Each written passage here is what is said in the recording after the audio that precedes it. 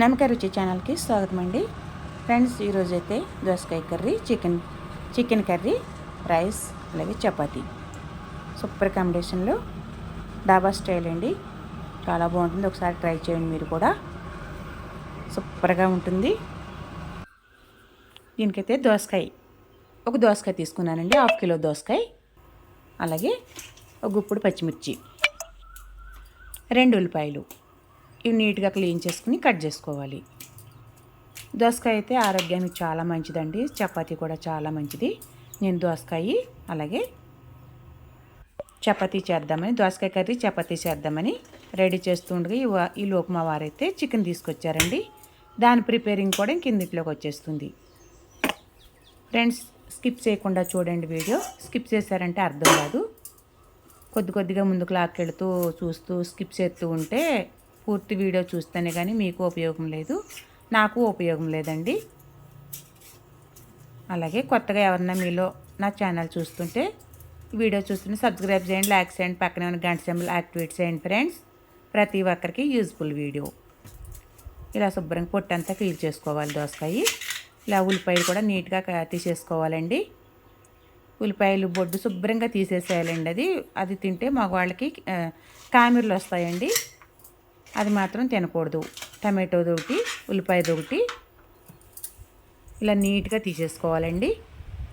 లోపలికంట clean చేసి తీసుకోవాలి. ఇప్పుడైతే ఓ పక్కన దోసకాయ కర్రీకి, ఓ పక్కన చికెన్ కర్రీకి 2 బాండీలు పెట్టేసుకుని ఆయిల్ వేసుకోవాలి. ఆయిల్ వేసుకుని దోసకాయ కర్రీకి ఆవాలు, జీలకర్ర వేసుకుని ఫ్రై చేసుకోవాలండి. ఆవాలు చిటపట్లాడాక జీలకర్ర వేసుకోవాలి.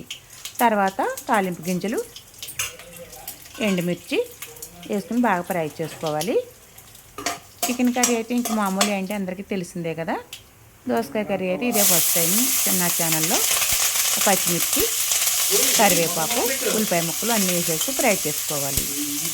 ఈ కర్రీ అయితే సూపర్గా ఉంటుందండి. దోసకాయ కర్రీ చపాతీ కాంబినేషన్ సూపర్గా ఉంటుంది. అలాగే చికెన్ కర్రీకి కూడా ఉల్లిపాయ ముక్కలు వేసేసుకోవాలి. ఉల్లిపాయ ముక్కలు, పచ్చిమిర్చి వేసి ఫ్రై చేసుకోవాలి.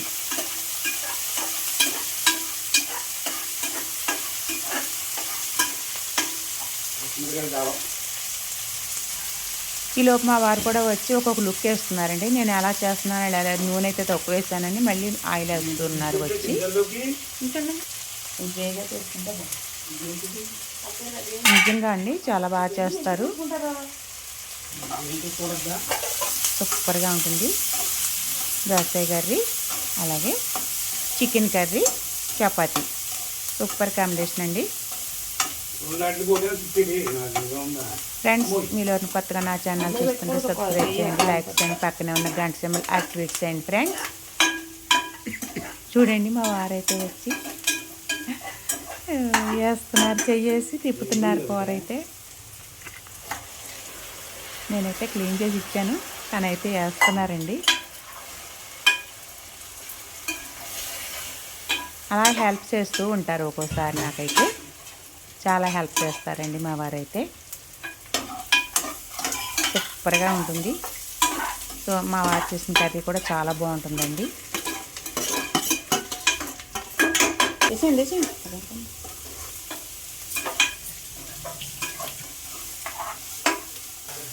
ఇలా నేను వంట చేస్తూ ఉండగా వచ్చారండి. వచ్చి వేరే వాటి గురించి అయితే మాట్లాడుతున్నారండి.